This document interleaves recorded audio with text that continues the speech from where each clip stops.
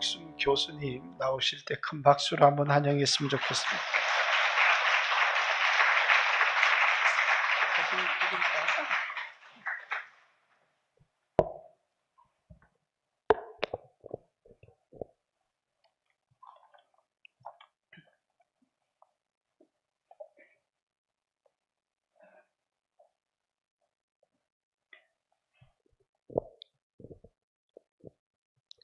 치매 증세를 앓고 있는 83살 된 한 할머니의 고백입니다. 내가 나이 들어가면서 내 몸의 기력은 쇠하여지고 내 기억도 사라져서 어느 날 내가 주님을 모른다 할까 두렵습니다. 그런데 내가 주님을 잊는 순간에도 주님은 끝날까지 나를 기억해 주실 것입니다. 이것이 나의 산 소망입니다. 여러분, 이 연로하신 할머니의 고백처럼 인생의 모든 것들이 하나 둘씩 빠져나가고 빈손되어서 더 이상 의지할 것이 아무것도 없는 인생이 막막할 때에도 하나님의 은혜가, 하나님의 말씀이 우리 인생과 함께 하시고 우리를 붙들어 주십니다. 여러분, 하나님의 크신 은혜가, 하나님의 살아있는 말씀이 우리 인생길을 함께 동행해 주십니다. 여러분, 옆에 있는 분들을 향해서 하나님의 은혜가 우리와 동행하십니다. 인사 좀 나누십시다.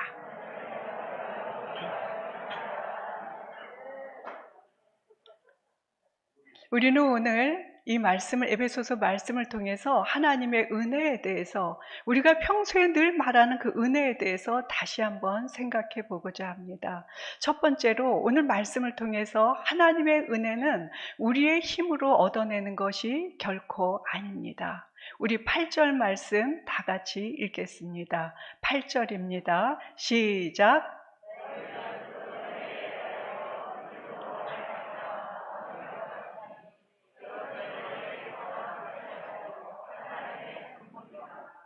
우리는 우리의 공로로 살아가는 게 아니라 주님의 은혜로 구원받은 자들이라고 입술로는 고백합니다. 그러나 삶의 순간순간들을 은혜롭게 살아내지는 못하고 있습니다. 왜냐하면 우리가 발디딛고 살아가는 이 세상은 은혜의 세상이 아니라 비은혜의 세상이기 때문입니다. 여러분, 요즘 유명세를 타고 있는 어느 초등학교, 서울의 어느 초등학교 여자 교장 선생님의 이야기입니다. 이분이 평교사에서부터 교장 선생님이 되기까지 정말 학교에서도 애를 썼고 집에서도 애를 썼습니다. 그래서 단계 밟아서 시험을 봐서 교장 선생님이 되었는데 집에서도 무진장 애를 썼겠죠. 그런데 집에 돌아오면 아들이 있고 딸이 있는데 이 엄마는 돌아오자마자 아이들한테 눈을 맞추고 잘 있었어? 인사를 하는 게 아니라 먼저 손길이 어디로 가냐면 텔레비전, 그리고 컴퓨터, 그리고 아이들이 들고 있는 휴대폰을 만집니다. 왜죠? 그게 뜨끈뜨끈 달궈져 있으면 얘네들이 그걸 본 시간을 가늠할 수가 있잖아요. 그러면 아이들을 향해서 인사를 하는 것이 아니라 니네 얼마 했지? 숙제한 거 가져와봐. 이리 와봐. 엄마가 이거 보지 말라 했지? 아이들을 족칩니다. 그런데 아이들이 엄마 말을 진짜 잘 들어서 전교 1등, 전교 3등 안에 다 듭니다. 그렇게 해서 열심히 했는데 이 엄마에게 이 아들과 딸은 자랑이었어요. 뭐든지 잘해야 돼요. 인성도 좋아야 되고요. 인사도 잘해야 되고요. 상도 타야 되고요. 공부도 잘해야 되고요. 다 잘해야 돼요. 왜? 내가 교장이니까. 그리고 너는 나의 아들, 딸이니까. 너희들이 내 자랑이니까. 내 성적표니까. 이 엄마는 아이들을 그렇게 족쳤습니다. 아이들이 어릴 때는 말을 잘 들었는데 이 아들이 고3이 됐을 때 한 달을 다니다가 어느 날 엄마한테 말합니다. 엄마, 나 더 이상 학교 갈 수가 없어요. 자퇴할래요. 이 엄마는 청천벽력이죠. 자퇴라고? 야, 너 지금 무슨 소리 하는 거야? 엄마, 난 더 이상 숨이 막혀서 학교를 다닐 수가 없어요. 나 자퇴할래요. 만약에 나를 이 상황에서 학교 가라면 나 이 아파트 여기서 20몇 층에서 떨어져 죽을 거예요. 너 나 지금 협박하냐? 어디 한번 붙어보자. 자식에게 부모가 있습니까? 결국은 쌍욕까지 하면서 아들과 이 엄마가 싸웠는데 결국은 한 달 만에 자퇴를 했습니다. 자퇴를 하고 나니까 그 여동생이, 중학생이 여동생이 뭐 있다. 엄마, 전교 1등하는 모범생 오빠도 자퇴하는데 나는 왜 학교를 다녀야 돼? 나도 자퇴할래. 두 아이가 자퇴를 했습니다. 이 교장선생님 출근해서 학교에 가서 교장실에 앉아 있는데 비가 주룩주룩 오는데 아이들이 저 창밖에서 지각했다고 가방을 들고 뛰어오는 그 초등학생들을 보면서 교장선생님 눈에 눈물이 주룩주룩 맺힙니다. 우리 아이들이 이렇게 학교를 올 수만 있다면 얼마나 좋을까. 난 뭘 위해서 우리 아이들을 이렇게 다구쳤나. 이 엄마 마음속에 여러 가지 생각이 들어갑니다. 그러면서 이 교장선생님이 나중에 철들어서 하시는 말씀이 뭐냐면은 내가 슈퍼맘이 되어갈수록 우리 아이들은 괴물이 되어가고 있었습니다. 여러분, 이 엄마는 아이들을 사랑했습니다. 그래서 이 아이들의 미래에 뛰어난 아이들, 잘난 아이들이 되라고 이 엄마는 아이들을 족치고 다구쳤습니다. 그러나 출발은 사랑이었지만 결과는 사랑이 아니었습니다. 여러분, 비은혜란 말은 은혜가 본래 의도를 벗어나서 정반대가 된 모습, 왜곡되고 불구가 된 모습을 비은혜라고 이야기합니다. 출발은 은혜와 사랑이었는데 결과는 은혜와 사랑이 아니라는 거예요. 변질된 거죠. 우리 역시 사랑이란 이름하에 폭력을 휘두를 때가 나도 모르게 많이 있습니다. 여러분, 은혜는 창조적이지만 비은혜는 파괴적입니다. 은혜는 인생을 새롭게 살아갈 힘을 주지만 비은혜는 삶을 점차로 무너뜨리고 있습니다. 출발은 사랑이었지만 결과는 폭력이 되고 있습니다. 이렇게 비은혜를 통해서 우리 안에 깊은 존재의 수치감을 넣어주는 세 가지 영역이 있습니다. 첫 번째가 세상 문화와 교육이고, 두 번째가 은혜 잃은 종교, 세 번째가 사랑 없는 가정의 모습입니다. 자, 그럼 먼저 이 비은혜의 세상 교육과 문화에 대해서 생각해 봅시다. 세상은 끊임없이 우리에게 인생의 모든 것은 너의 노력과 성공 여부에 달려있고 성공하기 위해서는 너의 능력과 너의 외모는 너무나 중요해. 어릴 때부터 너는 공부도 잘해야 되고 스펙도 좋아야 되고 게다가 얼굴도 잘생겨야 되고 몸짱도 돼야 돼. 이것이 우리 사회가 가르치는 가치관입니다. 우리 자녀들은 그 가치관에 부합하기 위해서 이 유치원 다니는 애들부터 학원을 몇 개씩 다니고 고등학교 가면 우리 아이들은 정말 밤 늦게까지 학원과 학교를 오가고 있습니다. 제가 언젠가 몇 년 됐어요. 어느 특목고에서도 공부를 잘하는 학생들 논문 지도를 몇 해간 했어요. 가서 하는데 그 특목고 중에서도 상위권 드는 아이들, 저는 인문계니까 인문계 학생들 지도를 했는데 그 중에 한 학생이 그 말을 해. 교수님, 정말 이해할 수가 없어요. 제가 가장 존경하는, 저보다 2살 차이지만 제가 존경하는 선배가 죽었어요. 근데 저도 그 기사를 읽었어요. 무슨 얘기냐면 몇 해 전 일이에요. 3월 전국 모의고사를 치르고 이 학생이 주말을 집에서 보내기 위해서 그 지역에서 택시를 타고 몇만 원이 나오는 그 거리를 아무 생각 없이 괴로우니까 택시를 타고 집에 왔어요. 부산까지 왔어요. 택시를 타고 내리고 그날 아버지랑 토요일에는 등산을 갔다 오면서 많은 이야기를 했어요. 그리고 엄마랑 같이 가족이 셋인데 저녁을 먹었어요. 그리고 그날 학교 주일날 돌아가야 되는데 학교를 돌아가지 않았어요. 그리고 이 학생이 마지막 발견된 것은 CC카메라였어요. 살고 있는 아파트, 자기 아파트, 거기에 올라가는 모습이 찍혔죠. 늦은 밤에 학교로 돌아가지 않고 그 옥상에 올라갔어요. 옥상에 올라가서 엄마에게 마지막 카톡을 보냈어요. 엄마, 내 머리가 심장을 갉아먹고 있는데 이제는 더 이상 견딜 수가 없어요. 엄마 미안해요. 이러면서 떨어져서 죽었어요. 여러분, 그때 저도 아이들을 보내고 있었고 이 사건이 전국의 이 엘리트 맘들에게 정말 가슴을 후렵한 사건이에요. 이 학생이 우울증을 앓는 학생도 아니었고 문제아도 아니었고 전국 모의고사 인문계에서 1등한 학생이에요.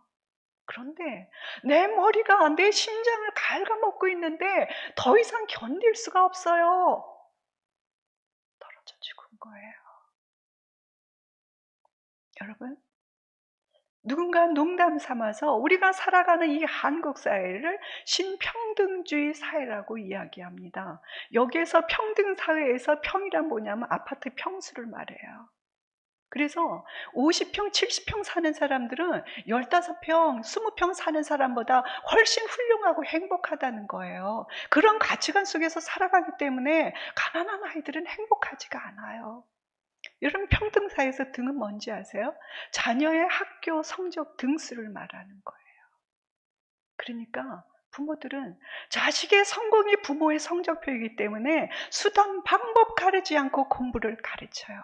제가 놀라는 것은 제가 만나는 학생들이 소위 우리가 다 부러워하는 스카이 학생들이에요.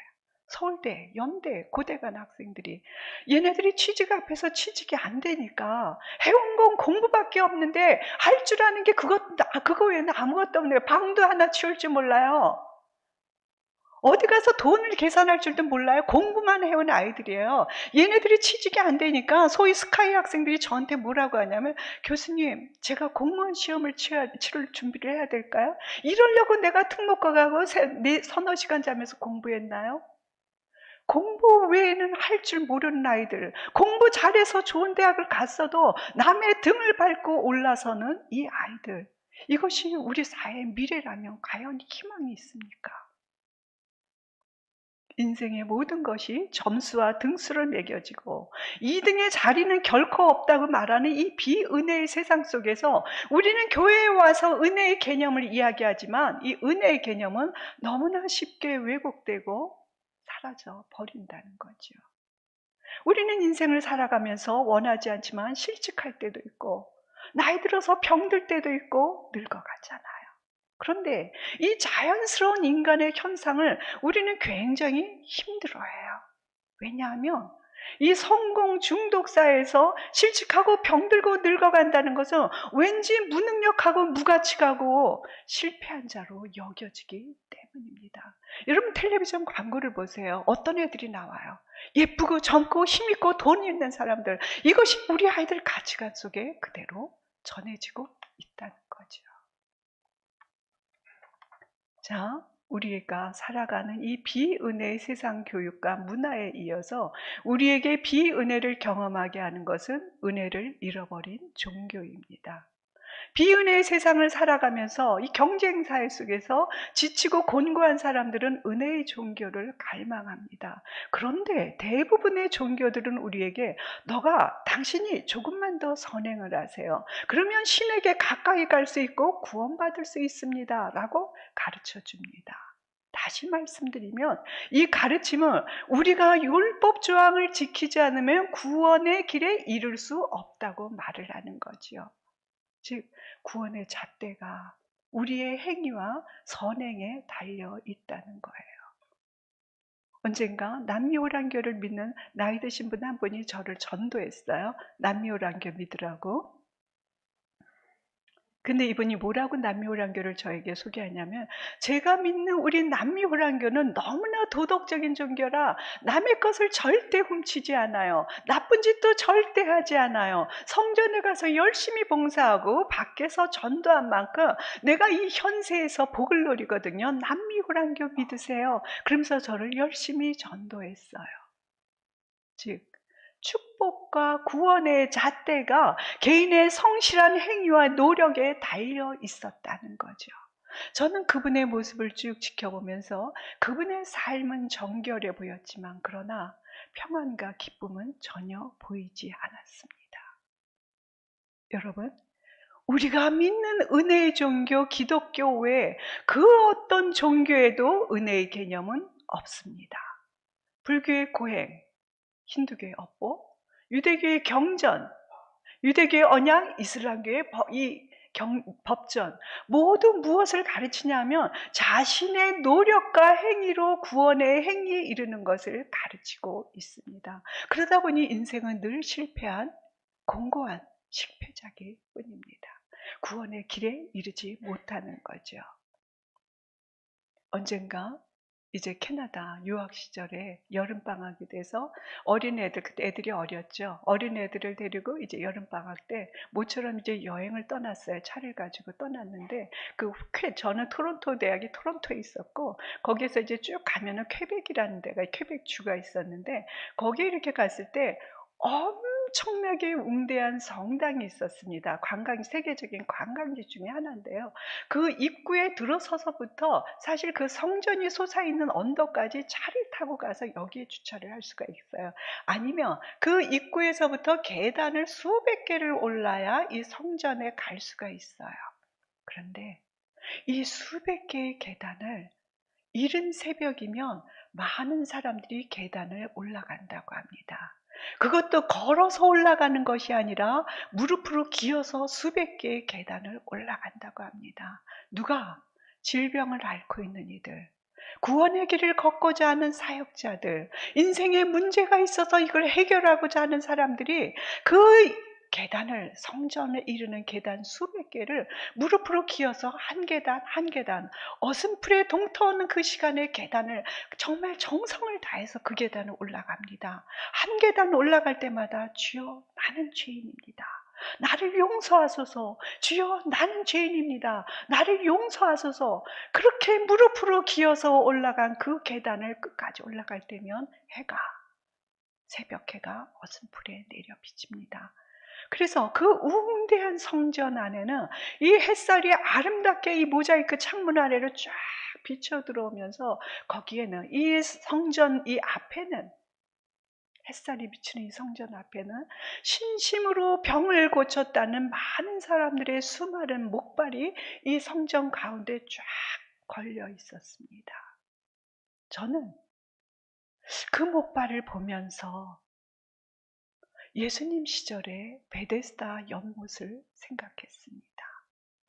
새벽 미명에 물이 움직일 때 제일 먼저 달려가서 그 연못물을 만지는 자가 치유함을 받는다는 이 연못, 치유의 연못 베데스다. 그러나 치유받은 사람보다는 죽어간 사람이 더 많았던 그 연못 베데스다. 저는 그 성전 앞에 서서 우리에게 주신 하나님의 은혜는 피가 나도록 열심인 우리들의 신심, 그 믿음 이상의 것임을 안타까운 마음으로 새겨보았습니다. 너희는 그 은혜에 의하여 믿음으로 구원을 받았으니 이것이 너희에게서 난 것이 아니라 무엇이라? 하나님의 선물이라. 하나님의 선물이라 행위에서 난 것이 아니니 이는 누구든지 자랑치 못하게 하려 함이니라. 여러분, 이 자리에 앉아있는 우리가 너무나 놀라운 엄청난 하나님의 선물을 거저 받은 자들입니다. 이것이 은혜의 출발점입니다. 나의 노력이 아니라 그분이 거저 주셨습니다. 자, 이 비은혜는 우리가 살아가는 이 세상의 비은혜는 우리가 살아가는 이 가정에서도 쉽게 볼 수가 있습니다. 여러분, 하나님이 창조하신 이 가정의 원리는 계약이 아니라 사랑의 언약입니다. 약속에는 두 가지가 있어요. 계약이라는 게 있고 이 언약이라는 게 있어요. 두 가지가 차이가 있는데 계약, 컨트랙트는 뭐냐면 우리의 행위 능력을 근거로 사랑하게 합니다. 쉽게 말씀드리면 사업에서 너가 투자한 만큼 지분을 가져갈 수 있어 이 얘기예요. 그런데 사업에서 이게 맞는데 그런데 우리는 가정에서도 언약의 사랑이 아니라 계약의 사랑을 하고 있다는 거예요. 너가 엄마 아빠 말을 잘 듣고 공부를 잘하면 난 너를 사랑해.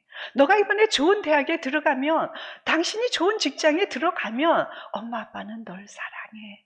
말은 그렇게 안 하지만 사실 우리는 조건적인 사랑을 하고 있어요. 그게 안 되면 부모로서 내가 공을 들인 만큼 우리는 그것이 돌아오지 않을 때 배신감에 떨지요.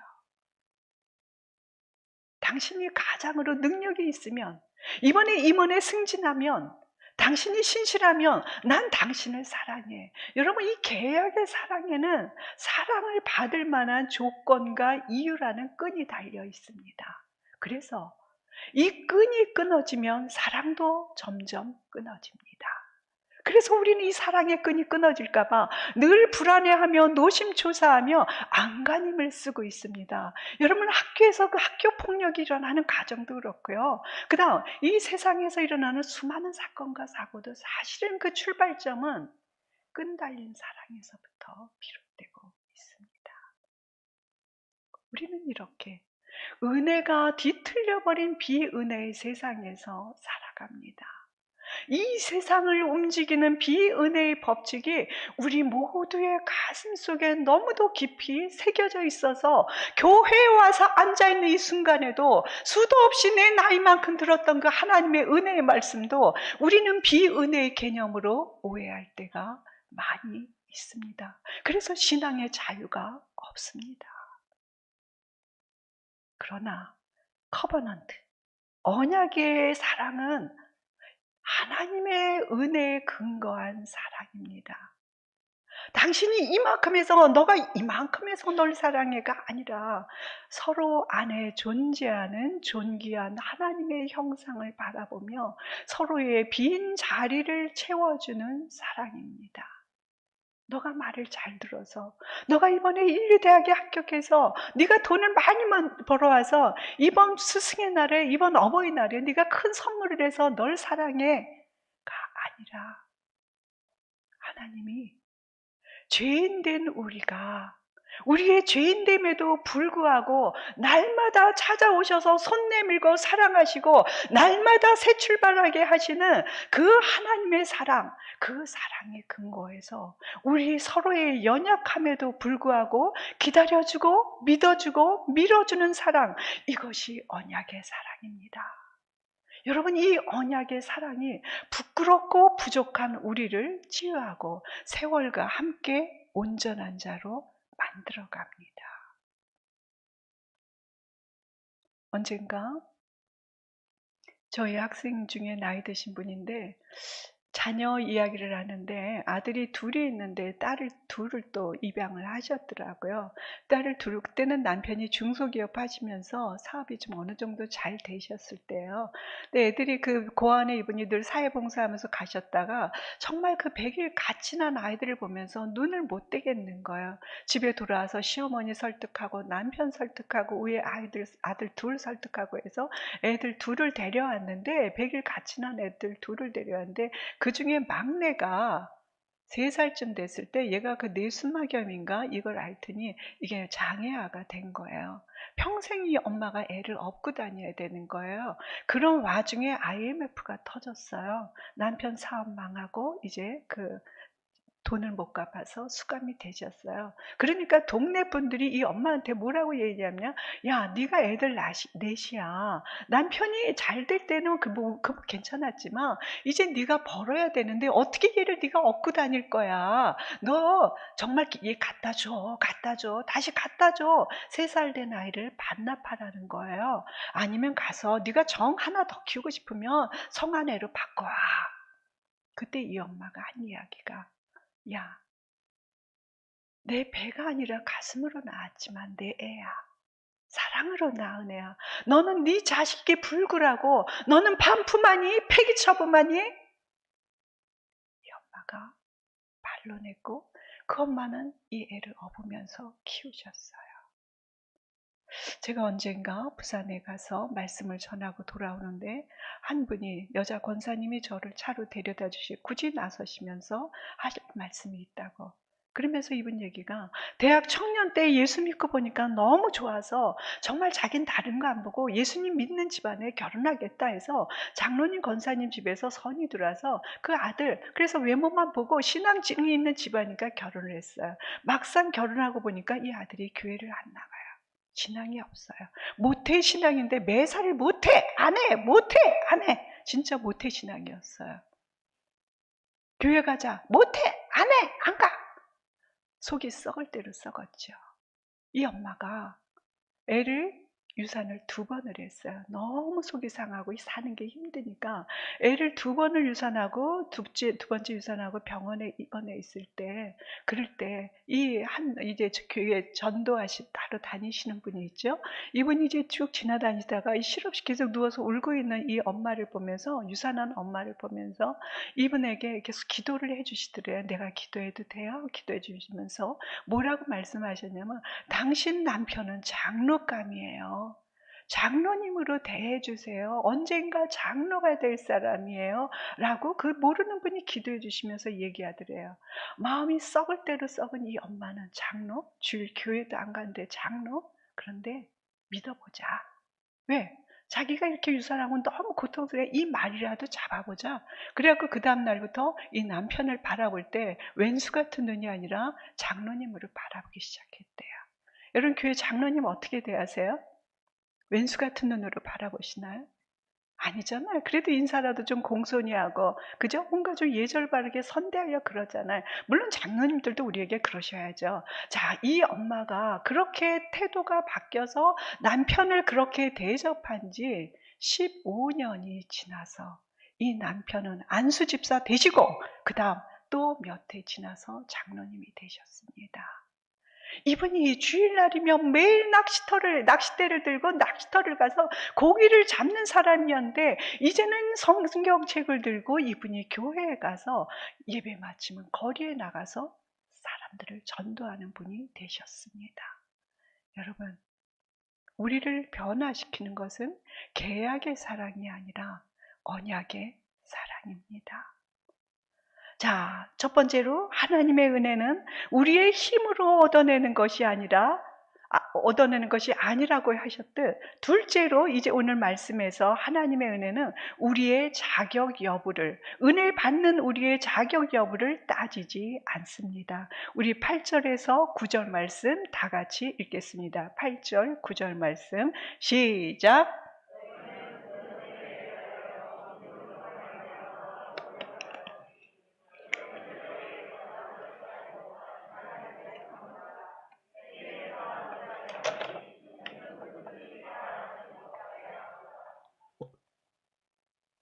은혜란 하나님께서 예수 그리스도를 통하여 예수 그리스도 안에서 우리에게 자기 자신을 내어주신 구속 사역입니다. 은혜란 하나님의 용서와 호의를 거저 주시는 하나님의 사랑입니다. 하나님의 은혜는 그 은혜를 받는 사람의 자격 여부를 따지지 않습니다. 즉, 그분의 호의로 거저주시는 겁니다. 우리의 형편과 처지로는 도저히 누릴 수 없는 것을 그분이 사랑으로 주셨기 때문에 우리는 누리며 살아가는 것입니다. 여러분, 하나님이 주신 이 은혜만이 우리와 하나님 사이의 기초이며 전부입니다. 너희는 그 은혜에 의하여 믿음으로 말미암아 구원을 받았으니 이것은 너희에게서 난 것이 아니요 무엇이라? 하나님의 선물이라. 이 말씀은 가장 성숙하고 빛나는 성도에게도 진리이지만 가장 악하고 타락한 죄인에게도 똑같이 진리입니다. 이 은혜라는 기초 자리에 들어갈 수 있는 것은 세상에 아무것도 없습니다. 여러분, 우리를 향한 하나님의 은혜는 우리의 장점이나 단점이나 우리의 재성이나 거룩함, 우리의 가치 여부를 따지지 않습니다. 만약에 이 자리에 앉아있는 우리가 은혜 받을 만한 자격이 있어서 은혜를 받는 것이라면 그것은 더 이상 은혜가 될 수 없습니다. 은혜는 하나님의 값없는 선물입니다. 우리의 그 어떤 죄나 죄책감이나 무가치함도 밀려오는 이 하나님의 은혜를 막을 수가 없습니다. 여러분, 우리가 아무리 선하게 살아간다 해도 우리는 본질상 죄를 마음에 품고 살아가는 본질상 하나님 진노의 대상입니다. 그런데 우리 모두는 하나님의 존귀한 형상대로 지음을 받은 걸작품이지만 실상 우리들의 삶은 하나님 보시기에 형편없는 불량품과 똑같은 걸 이 자리에 앉아있는 우리는 너무나 잘 알고 있습니다. 이것이 죄인된 우리의 현실입니다. 그런데 이런 우리를, 죄인된 우리를 하나님은 날마다 찾아오십니다. 그리스도의 보혈의 의의 새 옷을 입혀주시고 이런 나를 존귀한 자녀라고 말씀해 주십니다. 우리의 삶은 내가 보기에도 사랑받을 만한 가치나 선한 자격이 있어서 사랑스러운 것이 아니라 하나님께서 당신의 생명을 내어 던질 정도로 사랑하셨기 때문에 내 삶은 가치가 있는 것입니다. 여러분, 이것이 뒤바뀌면 안 됩니다. 내가 왜 가치가 있어요? 내가 굉장한 사람이기 때문에 가치가 있는 게 아니라 당신의 모든 것을 내어 던질 정도로 날 사랑하셨기 때문에 그 사랑의 값만큼 내가 소중하고 가치 있는 자라는 거예요. 하나님께서 결코 값으로 헤아릴 수 없는 사랑의 대가를 치르셨기 때문에 우리가 그렇게 사랑스러운 존재라는 것을 기억하시면 좋겠습니다. 여러분, 하나님은 우리가 가장 선한 모습일 때도 사랑하시지만 우리가 약하고 심지어 악한 모습일 때도 하나님 우리를 사랑하십니다. 주님은 우리가 인생의 정상가도를 달릴 때도 우리를 사랑하시지만 내가 저 인생의 후미진 골짜기에서 하나님, 내 인생은 뭐죠? 나는 왜 이렇게 살아야 되죠? 내가 울부짖는 그 순간에도 바로 내 곁에 찾아오셔서 은혜로 내 손을 잡아주십니다. 하나님의 은혜는 우리의 힘으로 얻어내는 것이 아니라 하나님의 선물입니다. 또 이 하나님의 은혜는 우리의 자격 여부를 따져서 주시는 것이 아니라 거저 주신 사랑입니다. 이제 마지막으로 하나님의 은혜는 우리를 소명의 존재로 바꿔줍니다. 우리 10절 말씀 다 같이 읽겠습니다. 10절 시작.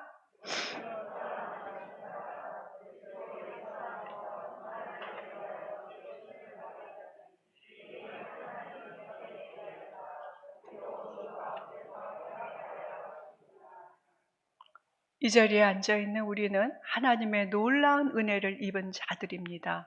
그 은혜가 우리로 하여금 하나님 부르심에 응답하는 삶을 살아가게 합니다. 여러분, 그 어떤 것이 아니라 나의 결심과 나의 의지가 아니라 하나님께서, 하나님의 그 사랑이 내 삶의, 우리 삶의 방향을 바꿔주셨습니다. 그 은혜를 잊기 전에는 우리는 어둠 속에서, 미움 속에서, 상대적인 가치관 속에서 우리는 나 자신과 내 가족만을 위해서 질주했습니다. 그러나 그 결과는 처절한 좌절이었습니다. 왜? 우리의 죄와 우리의 이기심이 이 하나님 은혜의 풍성함과 아름다움을 가려버렸기 때문입니다. 학교에서 20년 넘게 가르쳤습니다. 신학대학에서. 가르치면서 정말 이 학생들을 많이 만났죠. 어느 날 하나님 은혜에 대해서 강의를 했는데 종강 시간에 한 학생이 저한테 조용히 찾아왔어요. 그러면서 교수님, 질문이 있습니다. 너무 진지하게 이 학생이 저한테 질문하는 거예요. 교수님, 한 학기 내내 하나님의 은혜에 대해서 다시 생각해 볼 기회가 됐어요. 그런데 교수님, 저 솔직히 묻고 싶어요. 하나님의 은혜로 모든 것을 거저 주셨다고 하는데 제 삶에서 하나님이 찾아와서 거저 주신 게 뭐죠? 저는 아버지 술주정뱅이에요. 아버지가 하는 일이라고는 술 맨날 마시면서 알코올 중독이 되어 있고 오바이트하고 욕하고 엄마 때리고, 그래서 이 엄마 집 나갔어요. 제가 어릴 때 집 나갔고 밑에 동생까지 해서 저는 제 손으로 살림하면서 아버지 술주정 받아야 됐고 내 동생 다 키웠어야 됐고, 그래도 나는 공부해야 되니까 장학금 받기 위해서 정말 피 터지게 저는 일하고 공부했어요. 하나님이 은혜로 주셨다 그러는데 제 삶에 하나님이 주신 게 뭐죠? 교수님, 제 가슴은 상처 덩어리예요. 저는 엄마 얼굴도 가물가물해요. 우리 아버지 차라리 안 계셨으면 제가 이런 고생했을까요? 도대체 하나님이 아버지시면서 저한테 주신 은혜가 뭐죠? 이 학생이 저한테 눈물 흘리면서 질문을 했어요. 여러분, 뭐라고 답하시겠어요? 혹시 이 중에 그런 마음 갖고 계신 분 계시지 않나요? 저는 그래서 천천히 대답을 했어요. 제 이야기를 했어요.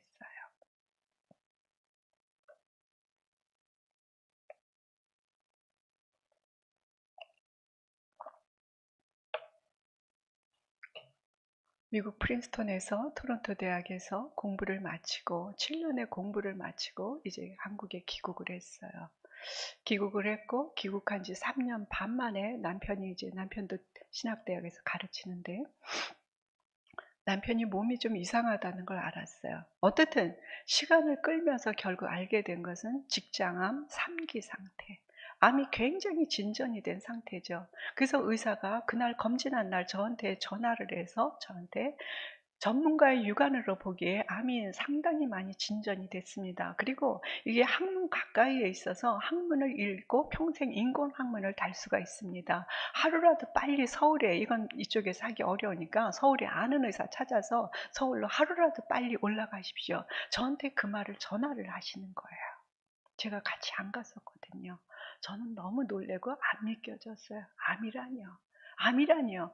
애들이, 큰애가 이제 공부 마치고 와서 저희는 남들이 돈 벌 때 공부를 했고 그 공부하고 돌아와서 큰애가 초등 4학년, 둘째가 초등 1학년, 막내가 4살, 그것도 아들만 셋.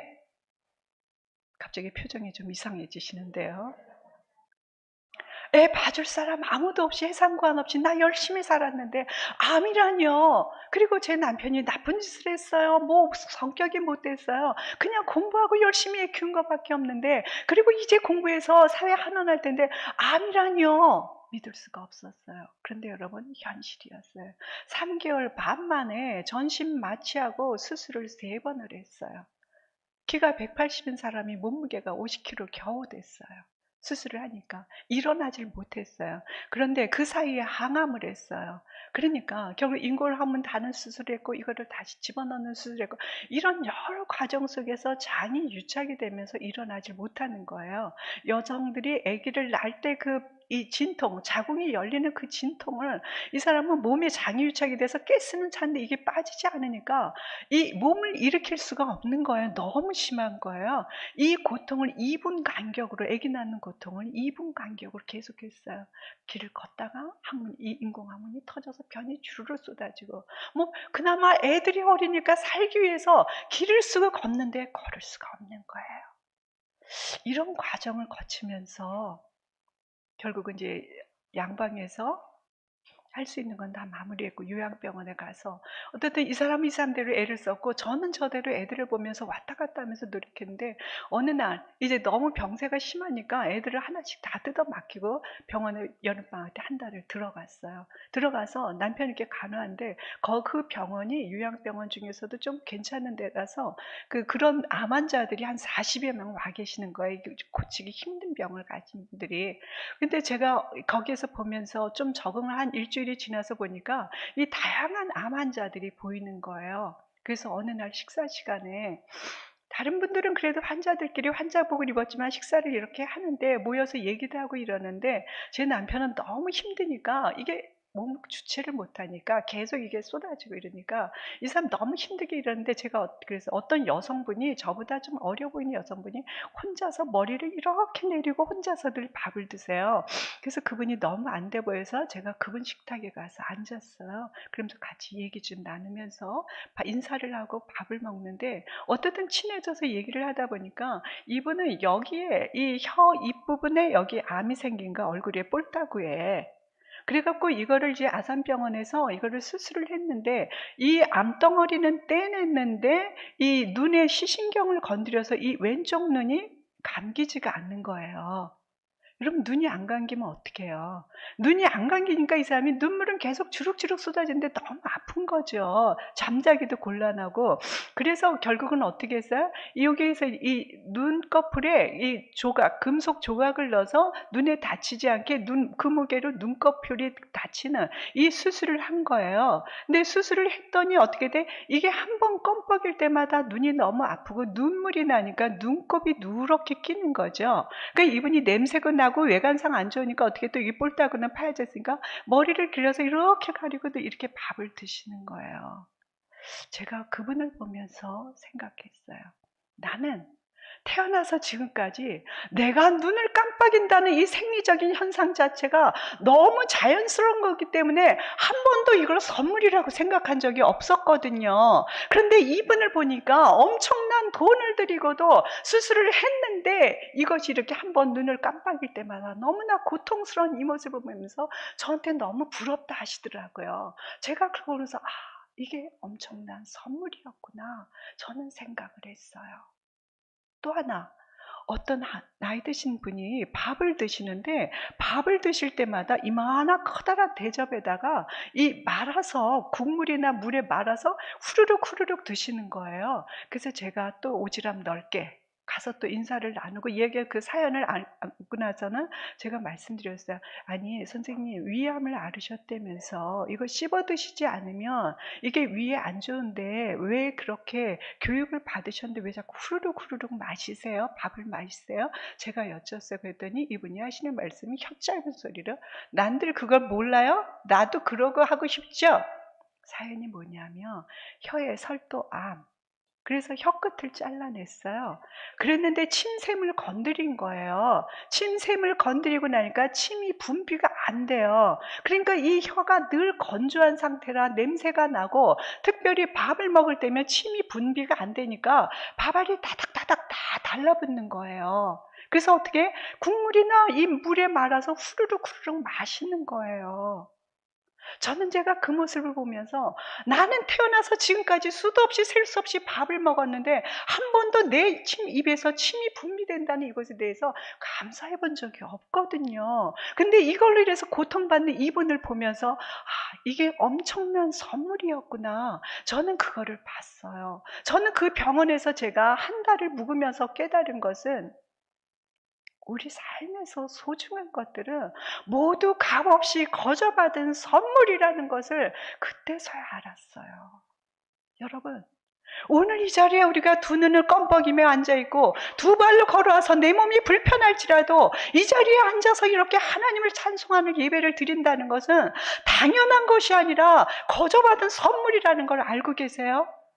은혜의 선물인 거예요. 우리는 어리석어서 이것을 잃어버려야만 그 진가를 발견하고 후회를 하고 있다는 거예요.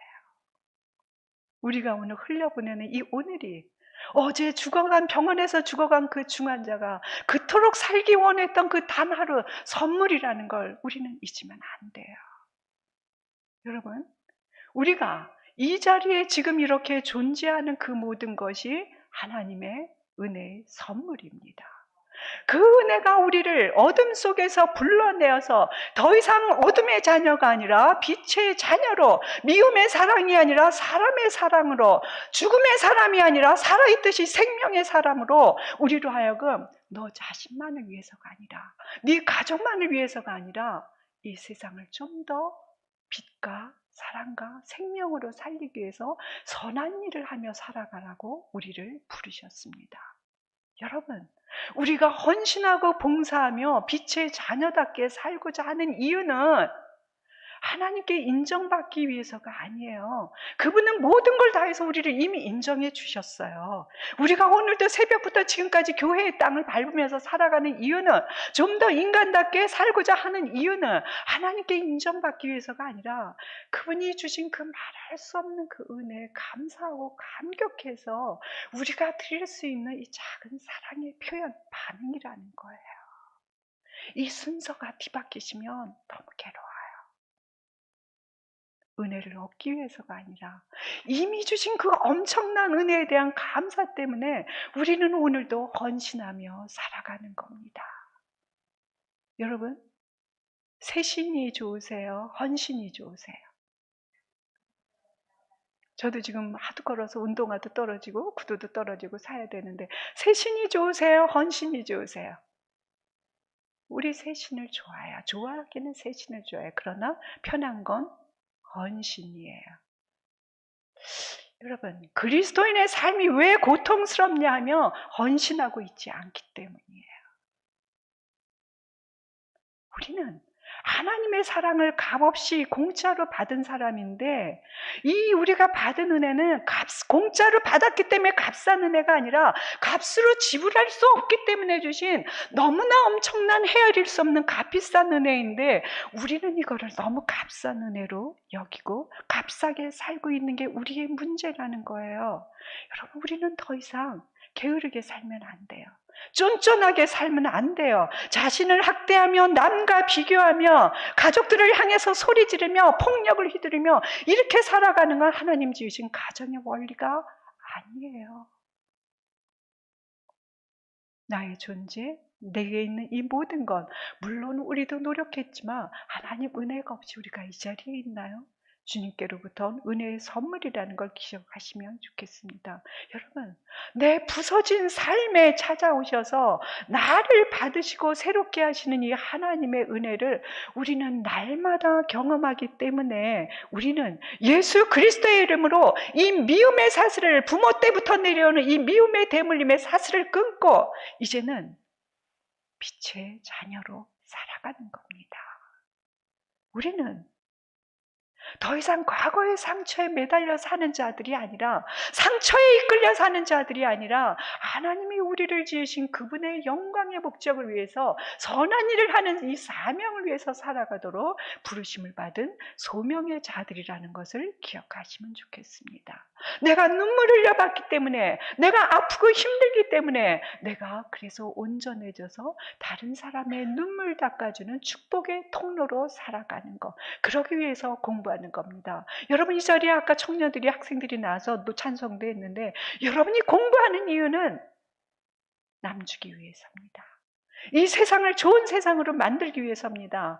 이 세상에 누군가 등을 밟고 올라서서 나는 몇 억대의 연봉을 받, 그거 위해서 공부가 아니라 정말 최선을 다해서 주의 영광을 위해서, 더불어 함께 잘 사는 세상을 위해서 여러분 진짜 교회에 와서 시간 드리고 예배 드리신 만큼 돌아가서 길을 쓰고 열심히 공부하셔야 됩니다. 세상에 공짜 없습니다. 여러분, 하나님의 은혜 외에는 공짜 없습니다. 공부 시간 투자해서 열심히 하십시오. 저는 크리스찬 학생들이 게으른 것에 대해서, 그리고 은혜로, 하나님의 은혜는 그렇게 값싼 사기가 아니라는 걸 기억하시면 좋겠습니다. 여러분의 일터에서, 여러분의 학교에서, 여러분의 가정에서 정말 내가 하는 이 밥하고 설거지하고 이런 것들이 우리 생명을 살리는 너무 소중한 하나님의 일이라는 걸 기억하시고 정말 예배 드리듯이 열심히 살아가시면 좋겠습니다. 여러분, 우리가 그토록 갈망하는 천국은 우리의 손이 닿을 수 없는 아주 먼 곳에 있는 것이 아닙니다. 천국은 하나님의 이 은혜가 펼쳐지는 곳이 바로 천국입니다. 그러면 우리가 이 은혜 안에 머무르면 우리의 가정도 교회도 바로 천국이 됩니다. 뒤집어 말씀드리면 우리가 하나님의 이 은혜가 아닌 비은혜로 살아간다면, 세상의 비은혜로 살아간다면 교회도 가정도 지옥이 따로 없습니다. 이제부터 우리의 나이와 상관없이, 내가 살아온 횟수와 상관없이, 내 신앙의 경륜과 상관없이 이제부터 하나님의 소명의 사람으로 살아가십시오. 은혜 받은 자답게 살아가십시오. 평생 가족을 향해서 소리 지르고 폭언하고 때리던 그 손으로 이제는 진심을 다해서 용서를 구하십시오. 여러분, 용기 있는 자가 용서를 구합니다. 부모 역시 잘못했을 땐 자식에게 용서를 구하셔야 됩니다. 그래야 우리 아이들이 부모의 눈물을 보면서 제대로 된 사람으로 성장합니다. 말해야 되나 말 안 해도 알지, 모릅니다. 이신전심 그런 거 없습니다. 말씀하시고 표현하시고 용서를 구하시고 이제부터 그 때리던 손으로 어루만지시고 쓰다듬어 주시고 선한 일을 하는데 여러분 자신을 드리십시오. 여러분, 저주를 내뱉던 그 입으로, 입만 벌리면 욕을 하던 그 입으로 이제는 축복해 주시고, 세상에 내가 가장 사랑하는 내 아들아, 내가 가장 사랑하는 내 남편, 내 아내, 다시 이제 호칭을 바꿔가면서 다시 살기로 결심하시면 좋겠습니다. 여러분, 그래서 이제 화해와 용서와 축복을 나누는 삶을 오늘 이 교회의 문을 나서는 순간부터 어색하지만 익숙하지 않지만 내 입에서 저주의 말이 튀어나올 때 다시 내 입을 때려서라도 잠잠하시고 축복의 말을 뱉으며 살아가십시오. 여러분, 마무리하겠습니다. 하나님의 은혜가 우리 인생을, 우리 가정을 순간순간 노크하고 있습니다. 하나님의 은혜가 우리를 찾아와서 날마다 순간마다 우리 인생을 우리 각자에게 노크하고 두드리고 계십니다. 그러나 그렇다고 해서 모든 이가 하나님의 은혜를 체험하는 것이 아닙니다. 인생의 주파수를 하나님께 맞추고 그 은혜에 열려있는 자만이 은혜를 맛볼 수 있습니다. 여러분, 우리가 이 밀려오는 하나님의 은혜를 우리가 거절할 수는 있어도 하나님이 우리를 사랑하시는 이 사랑을 멈추게 할 수는 없습니다. 그래서 복음이고 그래서 은혜입니다. 이 복음이 우리를 붙잡고 가기에 우리는 날마다 이 깨어진 상태에서 다시 일어나서 새 출발할 수 있습니다. 당신과 내가 원수가 되었다 할지라도 다시 일어서서 우리는 이 주님을 신뢰하며 다시 새 출발하고 믿어주며 밀어주며 우리는 함께 걸어가기로 선택할 수 있습니다. 그가 예뻐서가 아니라, 내 새끼가 예뻐서가 아니라, 부모가 존경스러워서가 아니라 지금 이 상황에서 또 역사하실 주님을 신뢰하면서 우리는 새롭게 일어서서 걸어갈 겁니다. 이것이 바로 은혜의 복음입니다. 인생은 하나님의 이 부르심, 은혜의 부르심에 대해서 제가 여기 있습니다. 예스라고 대답할 수 있는 짧은 기회입니다. 지금 오늘 이 하나님의 부르심에 대해서 예라고 여러분 대답하십시오. 그리고 소명을 받은 자답게 살아가십시오. 인생은 우리를 향하신 하나님의 그 은혜가 충만하기 때문에 우리의 남은 삶, 은혜 받은 자답게 이 소명의 삶을 살아가시기를 간절히 축원합니다. 기도하시겠습니다.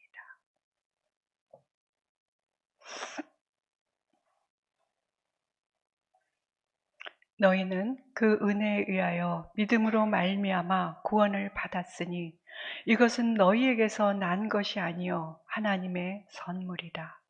행위에서 난 것이 아니니 이는 누구든지 자랑하지 못하게 함이라. 우리는 그가 만드신 바라 그리스도 예수 안에서 선한 일을 위하여 지으심을 받은 자니 이 일은 하나님이 전에 예비하사 우리를 그 가운데서 행하게 하려 하심이니라. 하나님, 때론 사는 게 별 문제가 없어서 아니라고, 때론 사는 게 힘들어서 하나님 은혜를 잃어버릴 때가 참 많이 있습니다. 하나님, 이 시간 다시 우리의 눈을 들어 주님을 바라봅니다. 밀려오는 그 하나님의 은혜를 내가 막고 있었음을, 등지고 나의 인생은 왜 그렇게 어둡냐고 고백했던 걸 주님 다시 발견합니다. 주님 다시 우리 각자에게 이 자리에 임재하여 주셔서 은혜 받은 자답게 손을 펼치며 보듬으며 격려하며 세워주며 그렇게 남은 삶 살아갈 수 있도록 새롭게 하여 주시옵소서. 오늘 저희에게 주신 그 은혜 감사드리옵고 예수님의 이름으로 기도드립니다. 아멘. 오늘은 제가 가정의 원리에 대해서 말씀드렸고 다음 주에 와서는 조금 더 어떻게 우리가 가정을 살아가야 되고 관계를 맺어야 되고 우리는 어떤 사람이 돼야 할까, 좀 더 이제 원리를 얘기했으니까 다음 주는 좀 강론에 대해서 좀 구체적인 것들에 대해서 전하도록 하겠습니다. 감사합니다.